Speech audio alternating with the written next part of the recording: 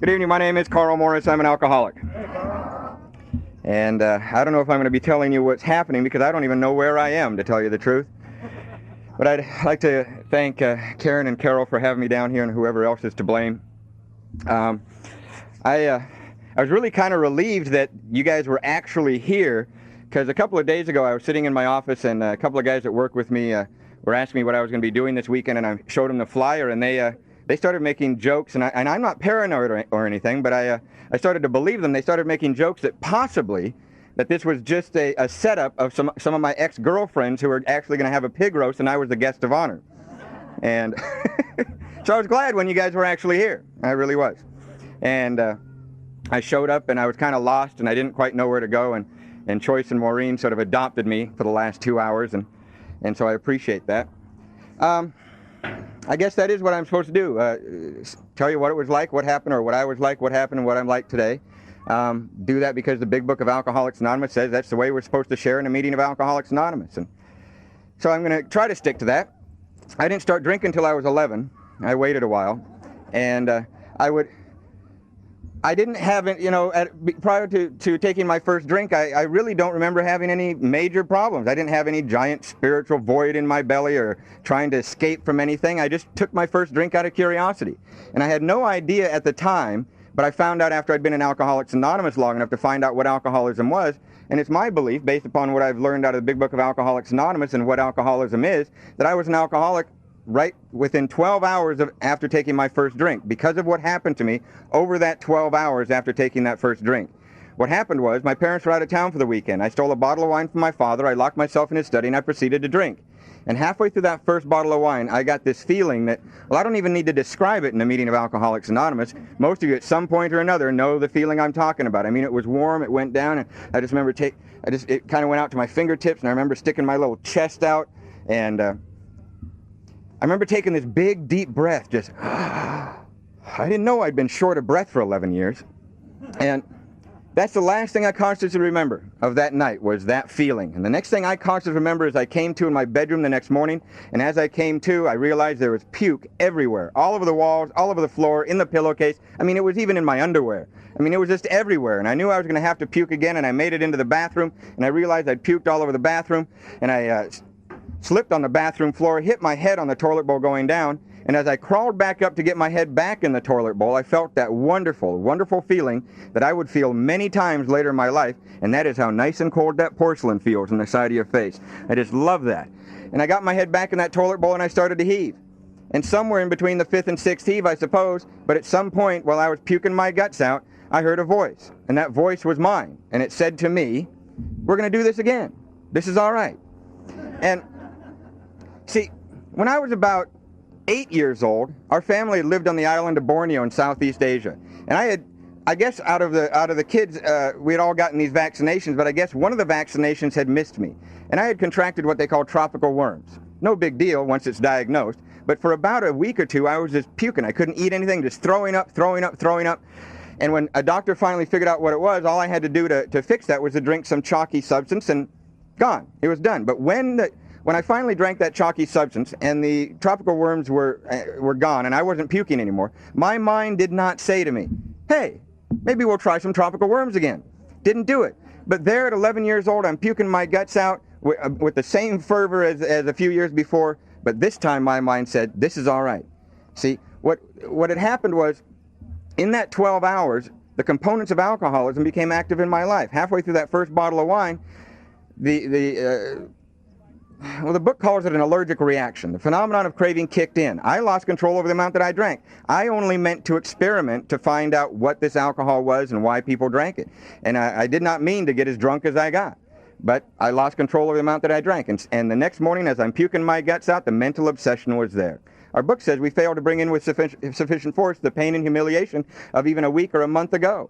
There I am puking my guts out, and I can't even remember the pain of half a second ago on the last dry heave. And so I believe I was an alcoholic right from there. Now, I didn't have all the major symptoms, but I was just as much an alcoholic there at 11 years old as I was when I got to Alcoholics Anonymous 15 years later with my life burned to the ground. It's just the age-old correlation that we often make, that if you're pregnant, you're pregnant. You're just as pregnant, 1 week after conception as you are at 8.5 months. It just shows more at 8.5 months.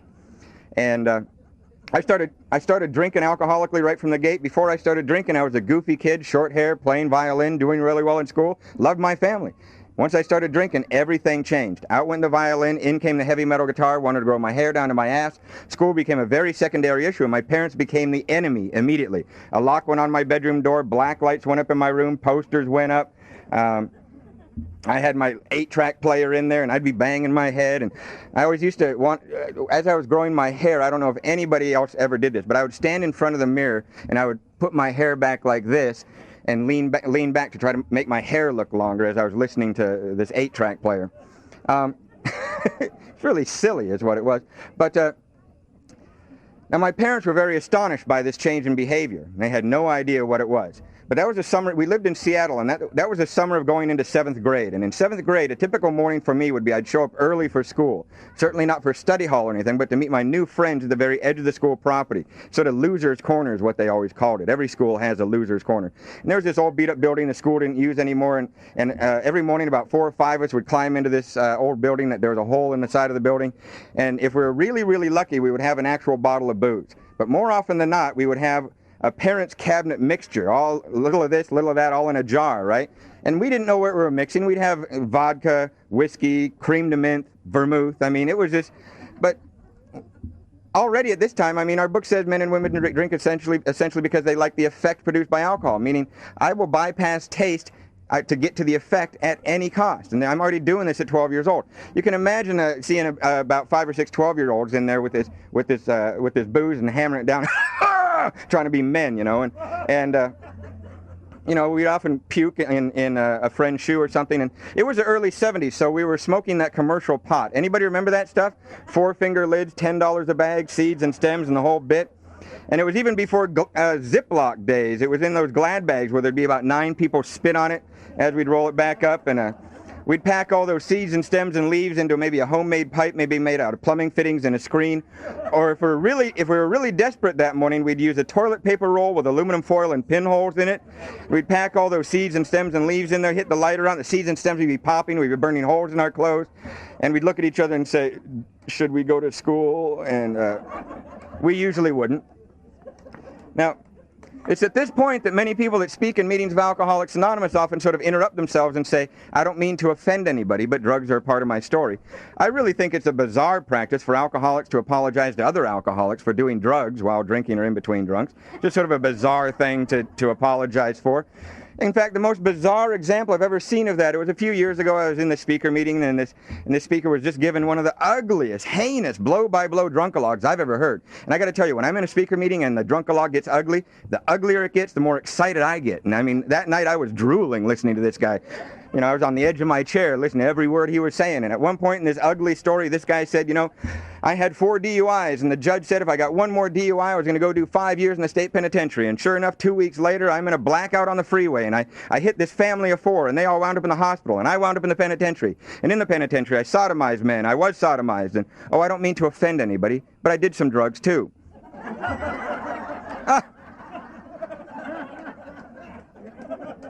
It's like, I was the only one that thought that was strange. Everybody else was saying, "Oh, that's fine. Mention them anyway." That's right. That's right.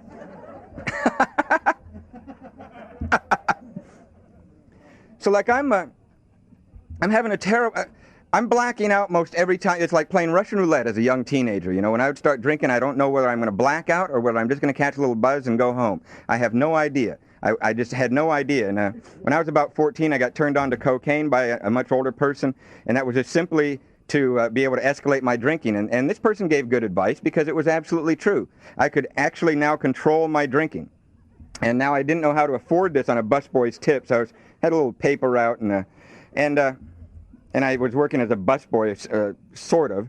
And through a series of events, this same older person introduced me to somebody that gave me the most incredible pot I'd ever seen in my life. I remember going down into his basement, and he rolled up this joint, and I'd only seen it in magazines before. That High Times magazine, is that thing still out? I don't know. He rolls up this joint, and I don't know what to expect, and he takes a hit, and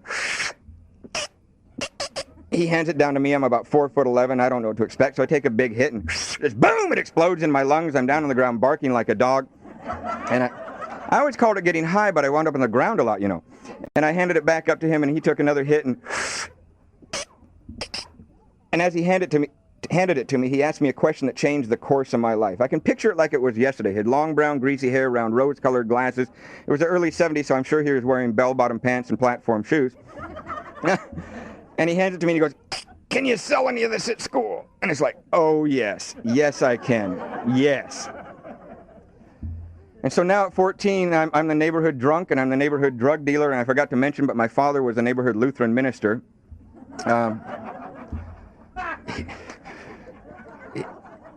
He was not laughing like Choice is laughing right there. My father didn't find any humor in what you guys are finding humor in at all. But my parents, God bless those people, they tried to help me again and again and again. But you see, they always blame my problems on people, places, and things. If we can get them away from that damn group of kids, things will be fine. We can get them out of that damn public school system, things will be fine. And you see, people, place, and things are not my problem. My problem is my physical and mental relationship to alcohol. That's my problem. You see, you take somebody like me and you change the people, places, and things in my life, and all it is that I'm drunk with different people in different places with different things. That's all that happens there. But, you know, well-meaningly, they would do stuff like that. And when I was about 17 or 18, I barely scraped out of the public school system, and my parents decided that Seattle was the problem. If we can get them out of Seattle, things will be fine. So they sent me across state to Washington State University, and I spent 3 years at that university on my parents' money, and I got about 10 credits in 3 years. And at any given time, my grade point average matched my blood alcohol content, about a 0.25. I'm not talking a 2.5. That would be a C average. I'm talking 0.25. That's like withdrawals, incompletes, Fs, and an occasional D, maybe in a bowling class or something. Yeah, by the time I was 22, this little story I'm about to tell you about will let you know exactly where I stood with my family. Now, my father was Swedish, my mother is Icelandic, therefore I look like a polar bear. And I don't know whether this custom I'm about to tell you about is Scandinavian or whether it's Lutheran. I don't know. But at Christmas time, my parents wouldn't just send out Christmas cards. They would send out a big, long Christmas letter that said everything the family had been doing that year. And they would send hundreds of these out to people they'd known through the years, and they would receive a lot of the same types of letters back. When I was about 22, I got a hold of one of the letters that had been sent out the previous Christmas, and as I read it, it let me know in no uncertain terms exactly where I stood with the Morris family. The first paragraph talked about what my parents had been doing that year, and the second paragraph talked about what the Morris children had been doing that year, and that paragraph went something like this. Our oldest daughter, Christina, just graduated from Cornell University in Ithaca, New York, with a master's degree in marketing.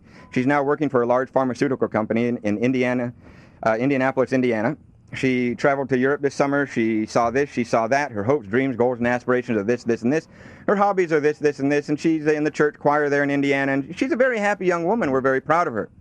Our oldest son, Eric, just graduated from Western Washington State University with a degree in advertising. He's now working for a large advertising firm here in Seattle. He loves to golf. He loves to travel. His hobbies are this, this, and this. He's about ready to be married to this wonderful woman named Mary Lou who works for, this will let you know how long ago it was. He's about ready to be married to this wonderful woman named Mary Lou who works for a small company here in Seattle named Microsoft. And they love to travel together and golf together, and he's a very happy young man. We're very proud of him. Our youngest son, Karl, just turned 22.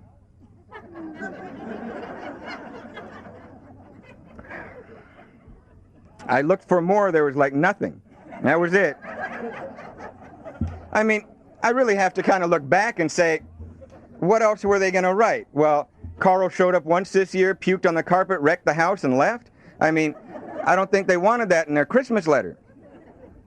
It was about this same time that, I'd made a lot of promises to my family, when things would get bad over the years, and I'd make a lot of promises to them. And each time that I would promise them that I was going to straighten it out, you could have put, as I would tell them that, you could have put me on a lie detector test, and that needle would have shown that I was absolutely telling the truth at that very minute. But you see, I'm an alcoholic. I can tell the truth and promise you that I'm going to straighten it out, that I won't be doing this anymore. I totally agree. The jails and the hospitals and stuff that's happening in my life are really out of bounds. I agree. I need to do something. And you could have put me on a lie detector test, and I would have been telling the truth. You see, I'm an alcoholic. And that sooner or later, I am going to drink and use again. I am. It's not a maybe. It's just a matter of when. It's not if or no. It's just when. So it's about this same time that one more catastrophe happened, and my folks have said, you know what? We've tried again and again to help you, and all you've ever done is spit in our face. If you're going to live the way you're going to live, go ahead, but you're not going to do it around here. We don't want you back at this house. We really don't even want to see you in this neighborhood. Just go. Take that car in the driveway and go. Now, my cars. I'd had a lot of cars ever since I'd been 16 years old, and they would always start out as perfectly good used cars.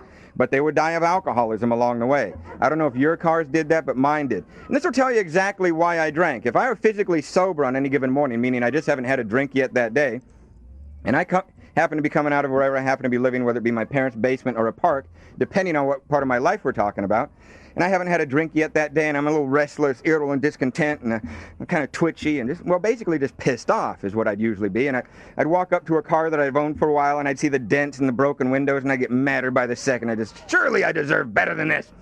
And I'd get in that car, and I'd smell the rancid smell of stale alcohol in the carpets. I'd see the cigarette and hot box burns on the seats.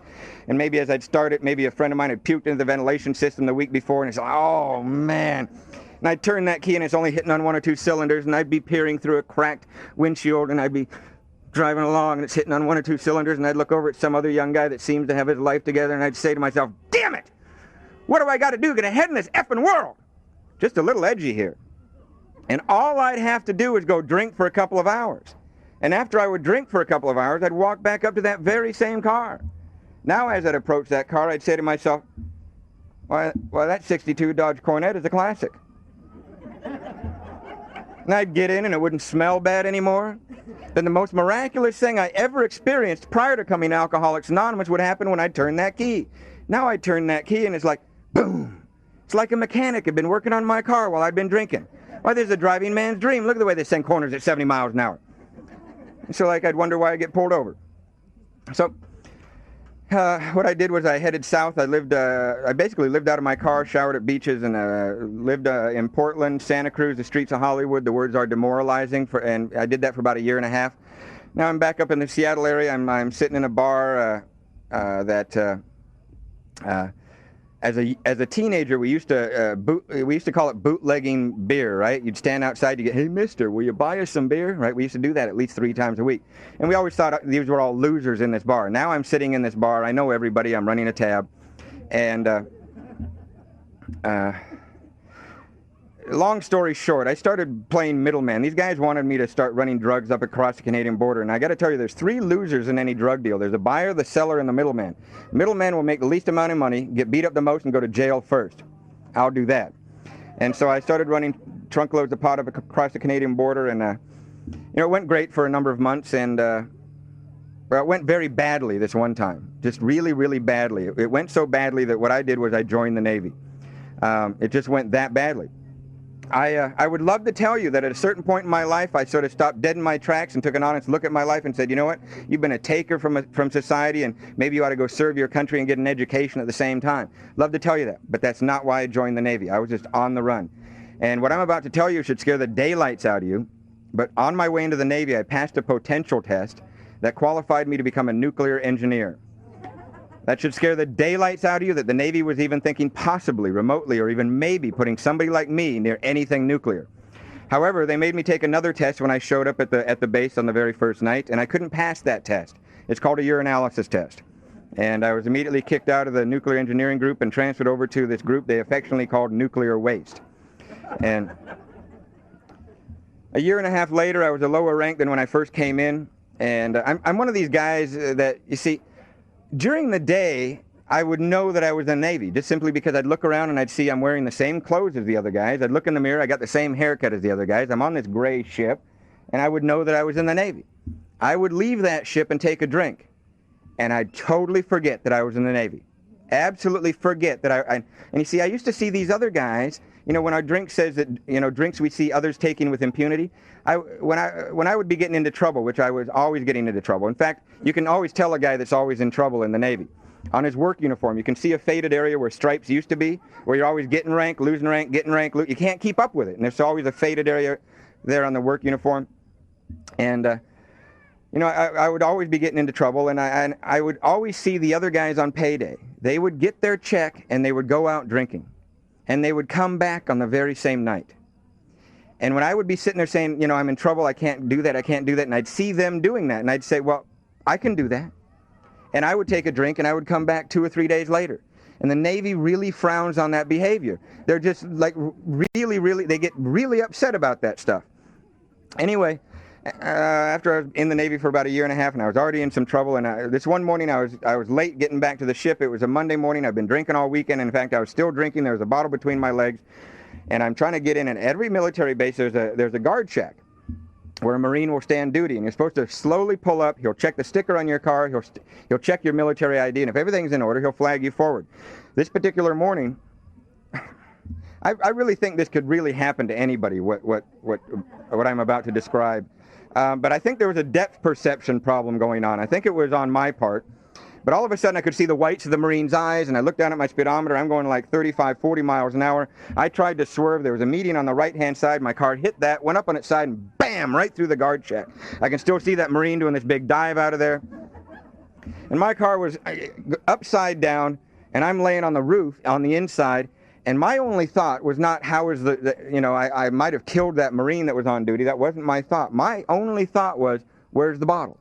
Where's the bottle? Because I knew they were going to take the bottle from me very soon, right? I knew that from experience. So the Marine was all right, thank God. But what happened to me that morning is the Navy was really angry that morning. And that morning when I was at the hospital, the Navy doctors prescribed for me medical science's best shot at the alcoholic. So it's a little white pill, harmless looking. Got a fancy name. It's called Antabuse. And they prescribed this Antabuse for me and told me, and every single morning before quarters, I would have to show up at sick bay, and the corpsman would put this little white pill on my tongue, and I'd have to sit there for a half an hour. What happened to me then was, they also gave me a warning about drinking on top of Antabuse, and I filed that for future reference.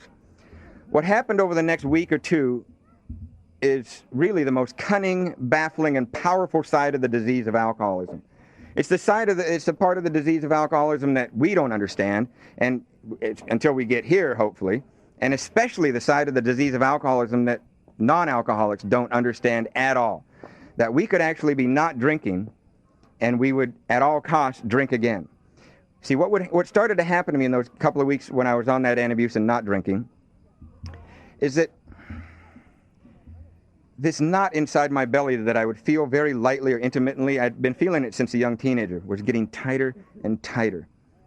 And I remember just counting the days on there. I was like, it's been about 4 days and I'm on Antabuse. Now it's been about 6 days and I'm on Antabuse. Now it's been about 8 days, 6 hours, and 15 minutes I'm on Antabuse. I started to see the other men on the ship. They were talking behind my back. I knew it. All 300 of them. They were. And this knot was getting tighter and tighter, and I was getting angrier and angrier. And if you would have come up to me and said, "Hey, Morris, how you doing?" I would have said, "I'm fine. Just don't like the way the sun feels on my skin, all right?" Best way I've ever heard it described of the alcoholic without a drink, with absolutely no program or no idea of what to do, is, I heard it, Cubby S said it. I felt like a scream looking for a mouth. I mean, it's just like, ugh. And my division officer on about the 10th or the 11th day asked me to do a very legitimate task. He told me to swab the passageway. Now, I couldn't believe, I mean, now I know it was a very legitimate task. On that day, I thought, how dare you? Out of all the other men in this division, you ask me to do this lowly task.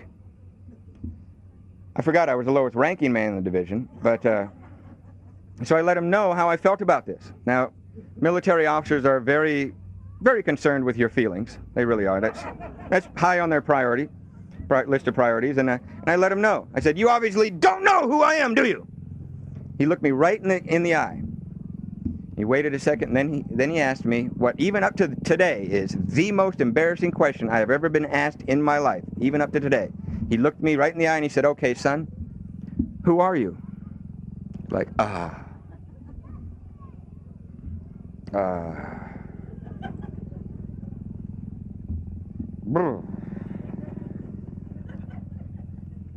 That's a very good question. I had no solution for this, and I snapped, and I went AWOL from the ship, and I locked myself in a little hotel room down in downtown San Diego, 4th and Broadway, the Plaza Hotel. And I bought a bottle of vodka in a shot glass, and I remember sitting in that little hotel room and staring at the bottle of the vodka in the shot glass, and the words of the Navy doctors giving me the warning about drinking on top of antabuse kind of came back to mind. And what that warning was is, son, if you drink on top of antabuse, you get one of two reactions. One is you'll get violently ill. The other one is you might die. I remember thinking, I wonder which reaction I'm going to get.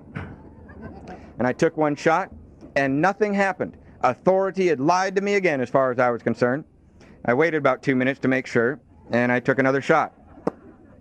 All of a sudden, I felt tingly in the face, so I looked in this cracked little mirror that was in this hotel room, and I saw that I was like bright red, blotchy and purple in places. Took another shot. All of a sudden, I could feel my heart going boom, boom, boom, boom. Looked at my shirt, I was drenched in sweat, and then all of a sudden I was like, hyperventilating. We're doing all right so far. It's all right. You guys are really sick if you think that's funny.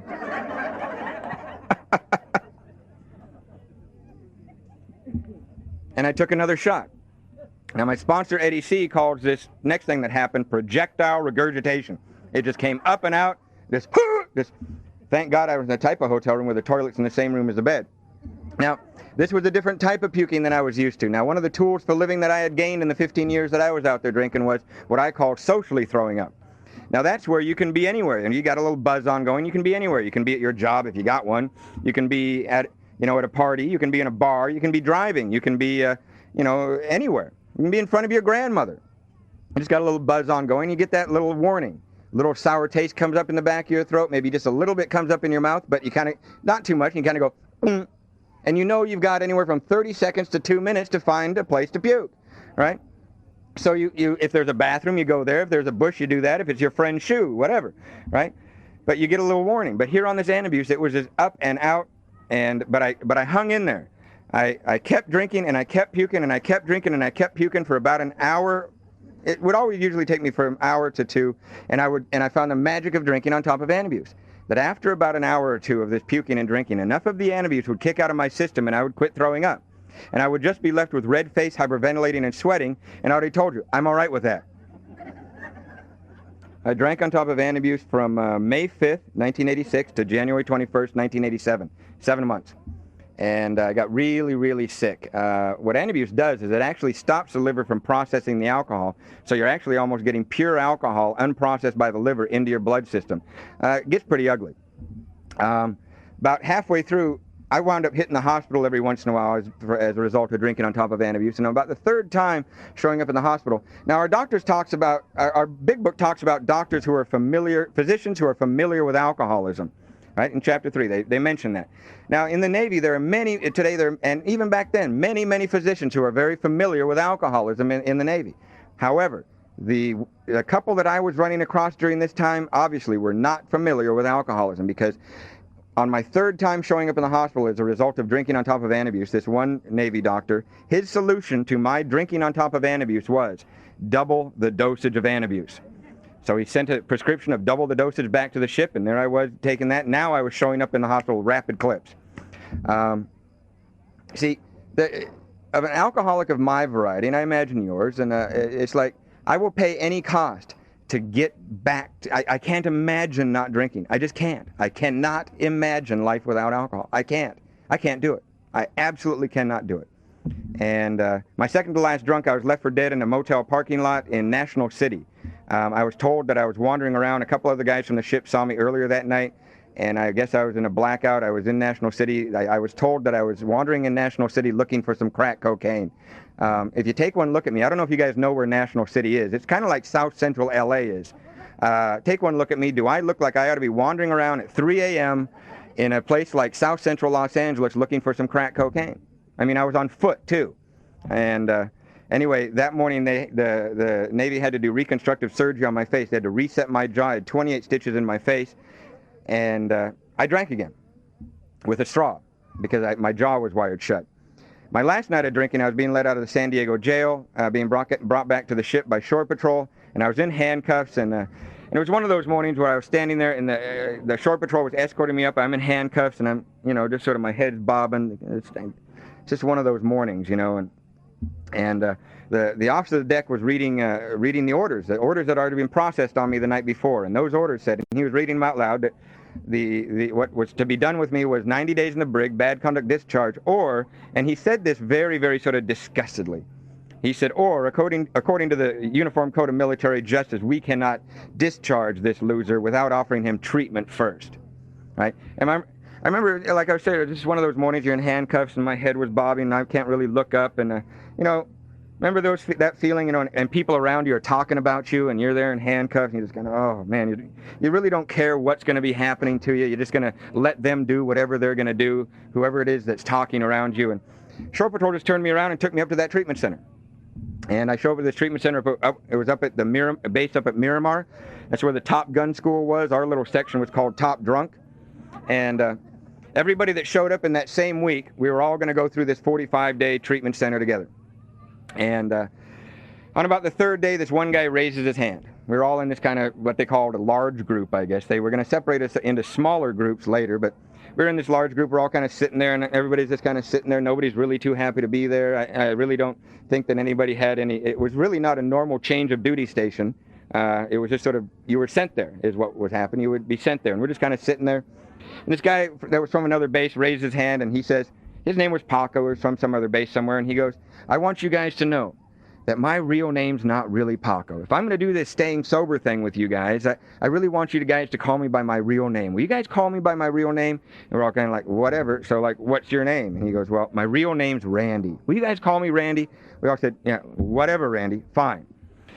That was no big deal on that part, but later that afternoon, the assistant facilitator, who was kind of looking out for us over the first couple of days, brought him back in front of us, brought Randy in front of us, laid a tag with his new name on there, Randy, and told the whole group that whenever staff was not around, Randy would be in charge. So we all hated Randy from the word go. What Randy would do is if you got caught smoking out the bathroom window when you weren't supposed to, or if you were stealing caffeinated coffee out of the staff lounge, or if you're doing any of those things, Randy would turn you in. And the next morning, you would have to do about 150 push-ups, 150 sit-ups, and run about 2 or 3 miles. I started to get in the best physical condition I'd been in a long time. On about the 7th day, they took us all to our first meeting of Alcoholics Anonymous. At least it was my first meeting of Alcoholics Anonymous. I'd never been to a meeting of Alcoholics Anonymous before. I had never run across Alcoholics Anonymous before. I'd never discussed Alcoholics Anonymous before. I hadn't really given Alcoholics Anonymous much thought. I knew there was such a thing. I mean, you really can't be on the planet in the last 15, 20 years without knowing that there is such a thing as Alcoholics Anonymous. But I hadn't discussed it. I didn't have an opinion about it or anything. All of a sudden, I found myself in the back of this room. And, they took us all in a van, and we would all sit together in the back, and they had the meeting. And it was a participation meeting. There's probably about this many people there, and probably 10 to 12 people shared for 3 to 5 minutes. And all I know about that night is that at least some of them must have been sharing responsibly, because I heard what a newcomer is supposed to hear in a meeting of Alcoholics Anonymous. I heard people talking about what happened to them when they did drink. They were saying funny little things and making jokes about it and stuff like that, but I know that I said to myself many times in that meeting, I drank like that. They know what they're talking about when it comes to drinking. They drink like me. And then they were talking about this other thing that they called the mental obsession or the alcoholic mind, and I'm thinking, they think like me. They think like me.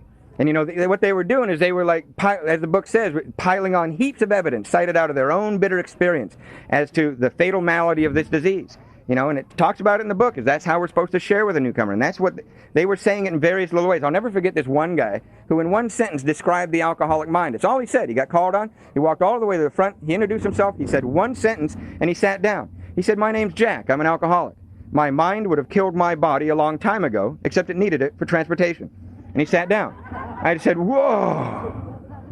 And I felt great for about 11 seconds. I now know why I felt great. It was identification. But it only lasted 11 seconds because Randy had my cigarettes and wouldn't give me one, that SOB. The next night we went to another meeting, and I got very confused at this meeting.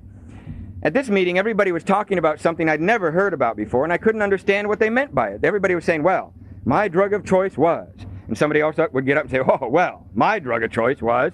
And I was sitting there thinking, was I supposed to be choosing out there? Do they want me to choose now? What are they talking about? Next morning, back at the treatment center, I asked the counselor that had been assigned to us. Her name was Mary Weber, a wonderful woman, non-alcoholic. And I said, Mary, last night in the meeting, they were talking about something called a drug of choice. What do they mean by that?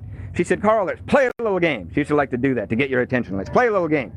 She said, if I came into this room and I had a tray, and on that tray I had a bottle of Jack Daniels, an ounce of cocaine, and an ounce of Thai sticks, which one would you take?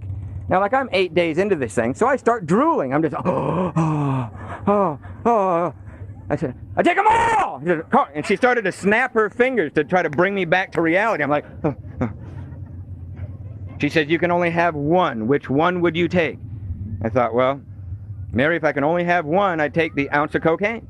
She said, well, then maybe cocaine is your drug of choice. Do you understand now? I said, no.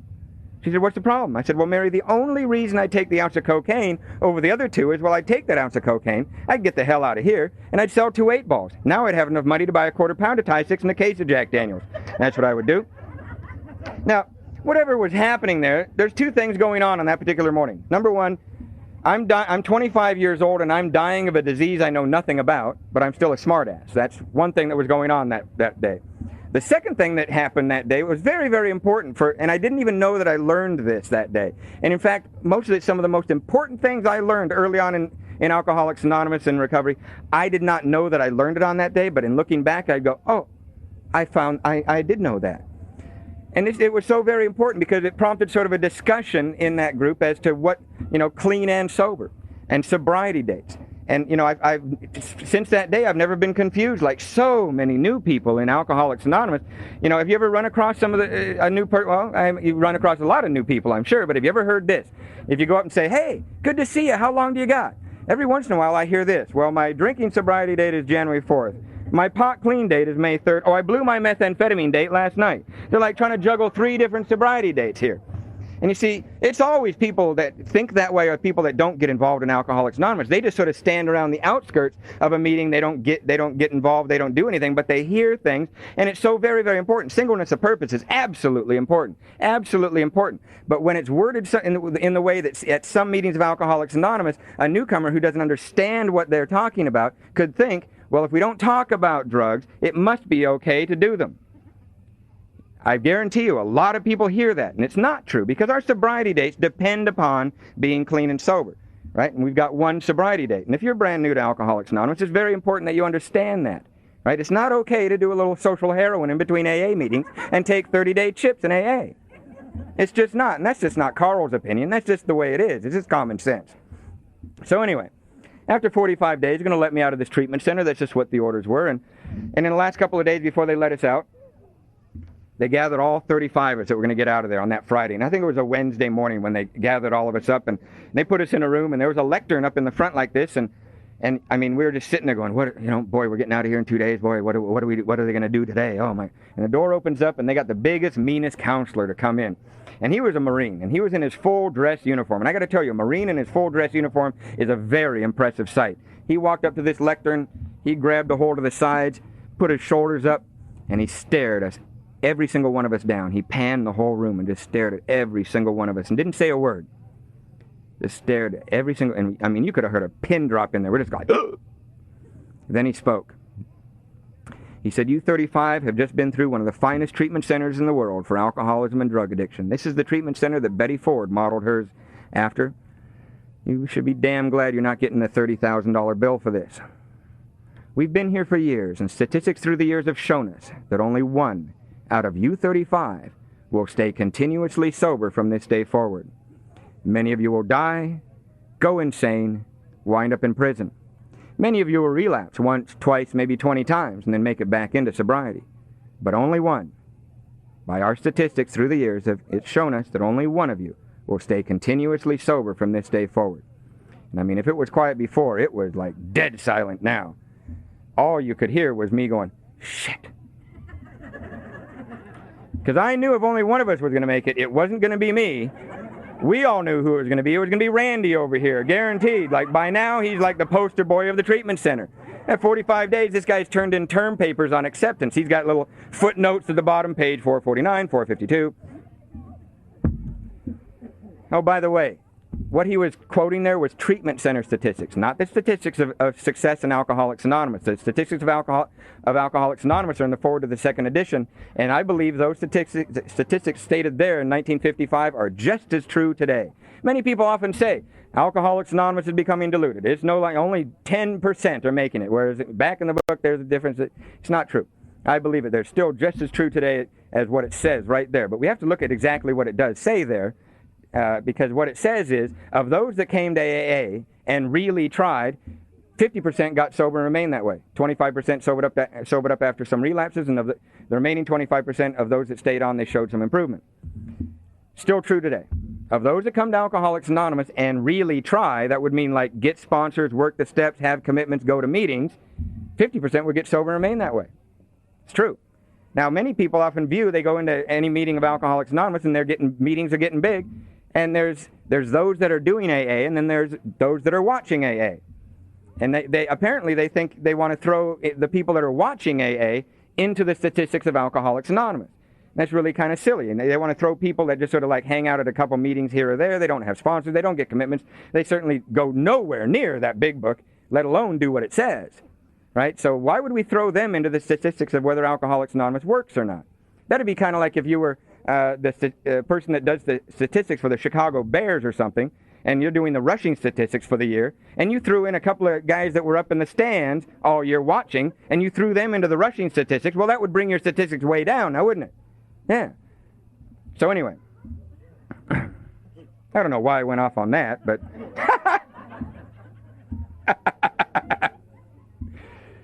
so anyway, on this Friday afternoon, they're letting us all out of this treatment center. There's about 4 or 5 of us out on the front doorstep. Our sea bags are our feet, and they were bringing cars out of impound. Anybody who did have one, or they'd found my car down in San Diego. Somebody, my division officer, had sent my chief down or something. They'd found where I'd been arrested, and they found my car. They put it up in the impound up at Miramar. When they brought my car out, they brought out what I call my Rolls Canardly. That's the kind of car that rolls down one hill and can hardly make it up the next. It was a 68 Volkswagen with a hole in the floorboard, had to push start the damn thing, and had a headlight that no matter how much tape or wire I'd put on it to get it straight, it would just flap around. And we're kind of standing there, kind of fidgety, and all of a sudden, one of the guys that I'm standing there with goes, "Hey, look over there." He points to the other edge of the parking lot, and there's a car coming at us, fairly slowly. One of the other guys goes, "That's Randy." Sure enough, as you got a little bit closer, it was Randy. Yeah, that's Randy. One of the guys goes, "He's drinking." No. Sure enough, as he got closer, we saw it. He had a pint. He was pounding that thing down. As he rolled by the front of the treatment center, he rolled down the window, threw the bottle right at the treatment center, gave us all the finger, and drove right off. I guess his name was Paco again. I don't know. So, the next thing that I remember of that day is that I showed up at a meeting of Alcoholics Anonymous, a 6 o'clock gong show meeting in Pacific Beach at the North Shore Alano Club. It literally was a gong show meeting. It was a participation meeting, and they actually had about 3 or 4 people sit up at the front, and they had a gong. And if they didn't like what you were sharing, they would signal each other, and it was like, bong. You had to sit down. I guess that was their way of stopping newcomers from raising their hand. I don't know. I really don't know. I don't know why they did that, but... But anyway, I'm sitting in the back of that meeting. The truth about my life at that very minute was, I'm 45 days without a drink or a drug. I've got a lot of information about alcoholism and drug addiction. I'm in the best physical condition I've been in. That's it. There'd been no spiritual awakening, spiritual experience, or a personality change sufficient to bring about recovery from alcoholism. I had information, feeling better, 45 days. I'm sitting in the back of that meeting. If there was ever a turning point in my life where my life hung on the wire, that was the day. And I didn't even know it. I had no idea. Now, I'm sitting in the back of that meeting, and all I ever wore when I left that Navy base, when I'd stop by a gas station, I'd do this quick change thing, and I'd put on my black leather pants, black leather jacket, black tank top, black boots. I'd stand in front of one of those wall blow dryers, get my hair to stand straight up, and I wore long dangly earrings and sunglasses at night. A friend of mine told me at that point in my life I was suffering from what he calls IRS problems. That's imaginary rock star is what that is. And I'm sitting in the back of that meeting, and I don't know a soul. I don't even know that my life's in danger. I don't know enough. One guy that night, operating on his primary purpose, leans over to me and says, "Hey, never seen you here before. What are you doing?" I didn't think quick enough to lie to him, and I said, "I don't know. I just got out of a Navy treatment center. Got me. I don't know what I'm doing." His eyes went bing. Big smile went across his face. He's like, "Got one." It's like he's one of these guys that trolls the back of meetings for newcomers, of the same sex. And it was like there's guys in meetings around all over Alcoholics Anonymous, all over the world, that do that. They just troll the back of the meeting trying to find that one lost character. And I mean, this was a big deal when they catch one that accidentally says, "I don't know what I'm doing." It's just like, boo, landed the big fish. Boom, he was all over me. I was wondering, I was kind of shocked. Why is this guy so excited? I now know what got him so excited. Well, the first thing is he'd run across the rare occasion in Alcoholics Anonymous of meeting a newcomer who accidentally admitted he didn't know what he was doing. Now, the second thing that was going on was that this guy was a few years sober, and it was Friday night. But on Thursday night, this guy's girlfriend of the last year or so had left him for another man in his home group. So he was like having a rough weekend. He was wondering what to do with his weekend. Homicide, suicide, get loaded, or grab this newcomer. He's like all over me all weekend. We went to like 18 meetings of Alcoholics Anonymous. And this guy was just nuts over this woman all weekend. I mean, it was just bizarre. At one point in this barrage of meetings, this guy got called on to read chapter 5 by one of his friends, and he gets up there and he goes, "Rarely have we seen a person fail who has thoroughly followed our path. Those who do not recover are people who cannot or will not completely give themselves a simple program. Usually women who are constitutionally incapable." And at the break and after the meeting, he'd be off in the corner talking to these old guys, right? And some of them would be kind of laughing, and other guys would be talking to him seriously. But invariably, at the end of the meeting, if he's off in the corner with these old guys, and I'm just kind of standing, one of the old guys would turn him around, point at me, and he'd come barreling across the meeting. "We're going to another meeting!" And he'd throw me into the passenger side of his car, and he'd start driving, and he'd start yelling. He wouldn't even look at the road. He had like one of those AA radar cars that just made it to the next meeting. And he'd be yelling at me, "You got to go to meetings, you got to read the book, you got to get a sponsor." God damn her. "Got to meetings, got to read the book, but damn her." And I'm like, so I was getting a very early introduction to your typical AA relationship breakup is what I was getting. But I'm so grateful that man's reaction to his pain that night was not to sit home and whine into his sponsor's answering machine. "She left me. What should I write about?" Right? This guy knew the solution. He knew the solution for his pain, and out of self. And he was just dragging me around to meeting after meeting after meeting the whole weekend, right? Actually, what he was doing was trying to find his sponsor is what he was doing. And he was talking to his sponsor's friends, and he was just doing the drill in Alcoholics Anonymous. I don't think he had any idea whether I would be there after that weekend or not. He didn't even know if I'd be there the next morning. I was just sort of a prop in him trying to stay sober that weekend. And I'm so very grateful that he did that. Because I don't think I would have made it through that weekend. I don't think I would have, because I was in the back of that first Friday night meeting, and I wouldn't have known to go to another meeting of Alcoholics Anonymous. I would have just slithered out of the back of that meeting, gone and push-started the car, and started driving. I would have gone, well, treatment was fun. I'm sober. Well, I'm not drinking. Maybe I'll just swing by the bar and I'll drink near beer. That's what I'll do, near beer. My opinion on near beer is, if I'm going to drink some near beer, I may as well go get some near pot and some near cocaine. It's like nearly have a party, I suppose. Or I might have been driving around going, maybe I'll just swing by the crack house and just hold the torch, see how their life is going, right? I think I would have been loaded by midnight. I really do. And by him dragging me to so many meetings in the same area of town over that weekend, I learned something so valuable about how we go to meetings of Alcoholics Anonymous, especially when we're new. Because I saw other people going to multiple meetings over that weekend. Now, I didn't see anybody else doing 18 meetings, just me and that guy. But I saw other people that went to 2 or 3, maybe 4 meetings over the weekend. I saw this one group of guys that were hanging together, and they were at a lot of meetings over that weekend. And they were saying they had 6 months, 6 years. There was a group of them. I saw this one beautiful couple that took were at 2 different meetings taking cakes for 30 years each. And I was like, wow, I didn't know that you would go to meetings that way. I didn't know that. What I learned about how we go to meetings, especially when we're new, I'm going to correlate it to a football game. Now, a football team is out there on the field for one reason and one reason only, to win the game. That's why they're out there. And how do they win that game? They huddle up, make a plan, and they do one play. And they huddle up, they make a plan, and they do one play. Only in an emergency will they huddle up and do 2 or 3 plays in a row. Well, it's exactly what we do here in Alcoholics Anonymous. And the game around here is one day without a drink or a drug, you're a winner. And how do we do that one day? We run in here and we huddle up. We go, remember, we're bodily, mentally different from our fellows. Break! And we go out there and we try a little of this, try a little of that, do a little of this, and we run right back in here and we huddle up. Well, remember, we're bodily, mentally different from our fellows. Just before we break, some guy in the corner might go, wait, hang on. I've been here for 6 months. I'm sober, but I'm broke and I'm bored. What do I do? Someone like Choice will go, get a job, son. Break. We go out there and we try a little of that, try a little of this, and we run right back in here.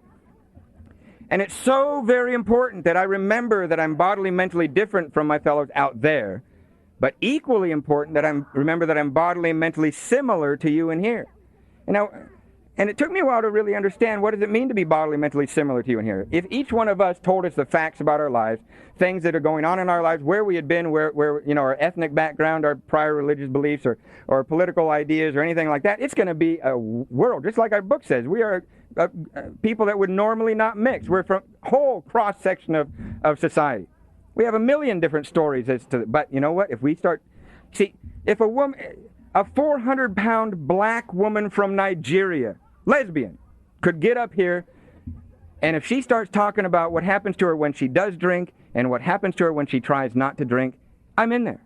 I'm just like her. See, that's what it means to be bodily and mentally similar to you guys. And I had to understand that if I have that body and mind, I'm doomed to an alcoholic death. Or I can be here and laugh and scratch and enjoy the best life possible for a human being. And it's my choice. You know, the book says it so wonderfully. I mean, in the second paragraph in We Agnostics, it says, to be doomed to an alcoholic death or to live on a spiritual basis are not always easy alternatives to face.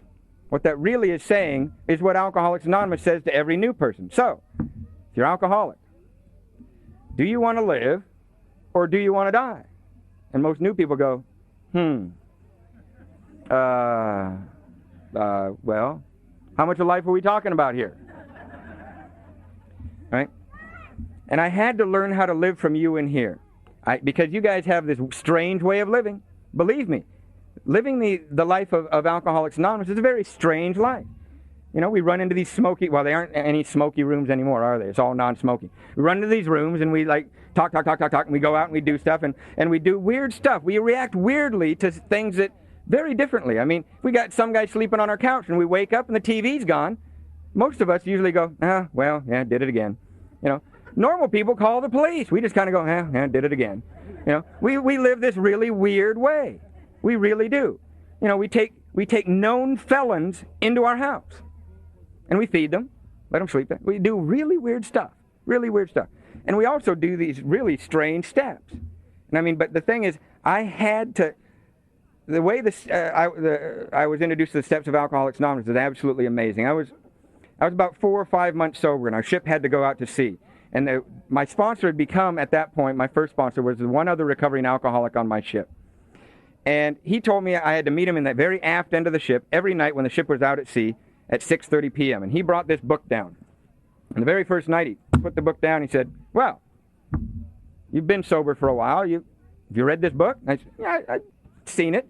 I've been at meetings. You read chapter 5 all the time. And so I said, well, yeah, I've been at, there's How It Works, We Antagonists, some doctor with some opinion about something. And if you go to the noon meetings in Covina, you can really find the group We Antagonists.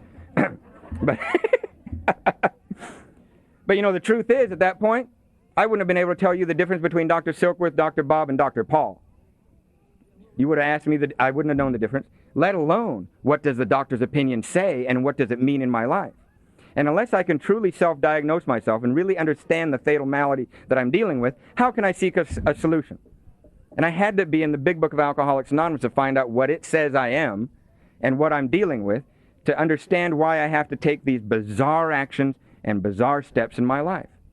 And we sat down there in the middle of the Pacific Ocean every single night from 6:30 to sometimes 9 o'clock, 2.5, 3 hours a night. He would read, I would read. He would read, I would read. And he was sharing with me what he had learned from the book studies and his sponsor that had been taught to him. And we stopped, and he would try to explain it, and we would discuss it, and he would be saying, does that relate to you? And I go, yeah. Does that apply to you? Yeah. Then he'd say, well, there's good news. You're in Alcoholics Anonymous, and you can stay here one day at a time. Bad news is if you don't, you're a dead man. Just that simple. It's just that simple.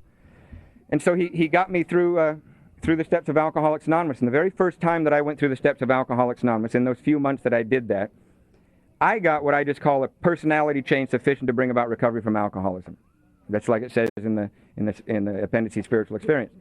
I did not get the real deep and meaning in life that I've gotten by staying here in Alcoholics Anonymous, because I didn't get the real healing in my life, the real meaning to life, until I did what he did for me, until I did that with other people. When I started helping other people through the steps like I had been helped through, that's when the real healing took place. I guarantee you, for the first couple of years of my being sober, what I'm telling you tonight, and we're kind of laughing and scratching about, nobody was laughing.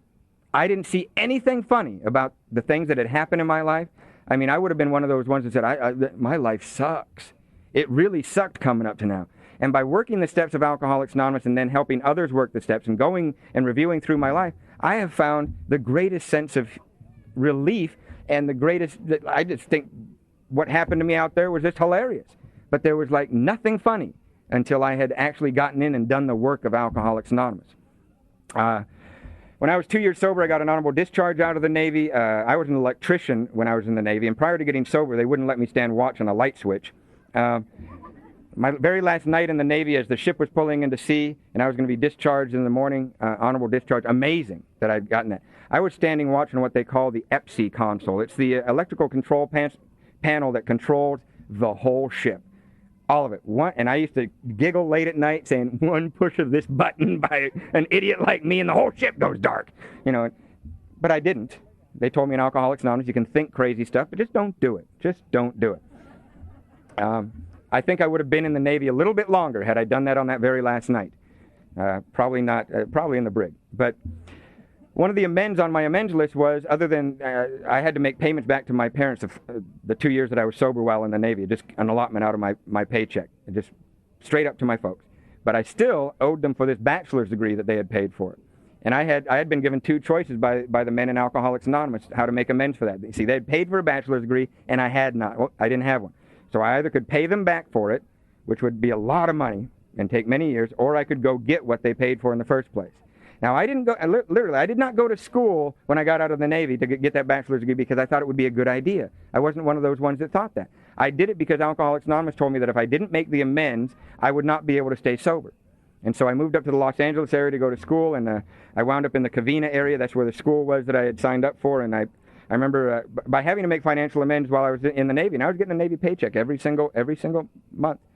I was still driving that little Volkswagen that I had to push start, because I just had no other money, because all of it went out just to try to get even with society. And I was driving going up the 605 freeway, and I remember it's hitting on one or two cylinders, and I'm looking, and my windshield is cracked, and I know I had to push that. There's a hole, and I'm seeing the white lines going through, and I'm going, and I'm thinking, all right, I'm out of the Navy, and I'm going to be up here, and I'm going to have to go to school. I got to get a job. I'll stop by some meetings when I get a chance. And I remember looking over at some young guy blaze by me, and I was going, damn it! When am I going to get a life in AA? Where's mine? I'm 2 years sober. Where's mine? I'm about ready to make a deadly decision of that. I'm going to try to get in meetings when I can, and I'm going to go get a life. And I'm so grateful. I accidentally pulled into a noon meeting in Covina, and I remember pulling in and getting kind of disgusted because the parking lot was flat. Where I got sober, there was a little bit of a hill. After the meeting, I could easily push start the car. This parking lot was flat. And I remember thinking, should I leave the car running? Or, I parked it, and I came in, and I met the sponsor I have today and I've had for the last 9.5 years. His name is Eddie Cochran. Incredible man. He's 46 years sober now. That means he was 10 years sober when I was born. And this man literally changed the direction of my life in Alcoholics Anonymous. By being around that man and following him and taking his advice and just being a part of his life is, first of all, such an honor. But right off the bat, I tried to explain to him, well, I'm going to school, and I got this little job cleaning up this construction site, and I'm real tired at night. I'll get to some meetings when I can, and I was trying to explain to him that I was trying to build a life, and he said, Karl, that it's wonderful, going to school and having a job. It's a great thing for a young man recovering from alcoholism. But those are the things that we do in between meetings, Karl. Meetings are not what we try to fit in between building a life. And that whole thing just completely shifted how I was looking at what Alcoholics Anonymous was. For somebody like me, I don't know about you, I suppose, but somebody like me, Alcoholics Anonymous has to be the center point of my life. It has to be my life. And in between what we do in Alcoholics Anonymous, then I do things. And you know what? By taking that point of view, after when I was 5 years sober, I was getting a bachelor's degree. I was actually co-valedictorian. And my whole family flew down. It was when they really recognized that their son was actually doing something with his life. And it was an amazing, amazing thing. Eddie also made me start working with newcomers right off the bat. He said, you have to put newcomers in that car of yours. Take them to meetings. And I'm going, Eddie, I have to push start the thing. One of them might fall through the floorboard. And he said, Karl, if you do that, your life will get better. And I didn't see how my life would get better by putting new guys in my car. But hell, he was 10 years sober when I was born, so I did what he said. And the very first night that I put newcomers in my car, my life got better. Right after the meeting, I realized my life got better. The new guys were push starting my car for me. He didn't say how much better, he just said better. There's three things that I really, really believe, and one of them is that I'd far rather go to way too many meetings than to go to too few. I would far rather go to this meetings, and then die, and whoever it is that we meet, whoever talks to us when we get to the other side. I'd far rather go to way too many meetings and have whoever it is that meets us say, you know what, you could have stayed sober on half as many meetings. I'd far rather that happen than to find myself sitting on a bar stool going, I wish I went to one more meeting. It's kind of the same idea as that I'd rather live my life as if there is a God and die and find out there isn't one, than to live my life as if there is no God and die and go, oh, shit, you are here. And also, I do know that if I were to take a drink, leave Alcoholics Anonymous and take a drink, right, from that second forward, the very best thing that could possibly happen to me is I'd make it back. So why leave in the first place? Why not just stay? See, if I were to take a drink, from that point, I'm guaranteed one of four things. Jails, institutions, death, or another chance at AA. Got to say that you get another chance. I've seen hundreds, literally thousands of people come back. I mean, some do, some don't. So that's got to be one of the options. But out of those four, jails, institutions, death, or another chance at AA, obviously the best thing is to get another chance at AA. Well, why not just stay? And so, but I need to know what I need. I need to know what to do to stay. And that is, and you got to get into the book to find out what it is. And if you don't know what I'm about to say, find somebody who does know about the book and they'll explain it. I got to have unity, recovery, service in my life. If I have those three things in my life, I get to stay in Alcoholics Anonymous. I get to have a reasonably balanced life and a very meaningful life, and I get to stay in Alcoholics Anonymous. If I don't have that, then I'm sort of like teetering. And so I want to keep those things in my life. And I'm just very grateful to have been here, and I hope everybody has a very good weekend, and God bless. Thanks.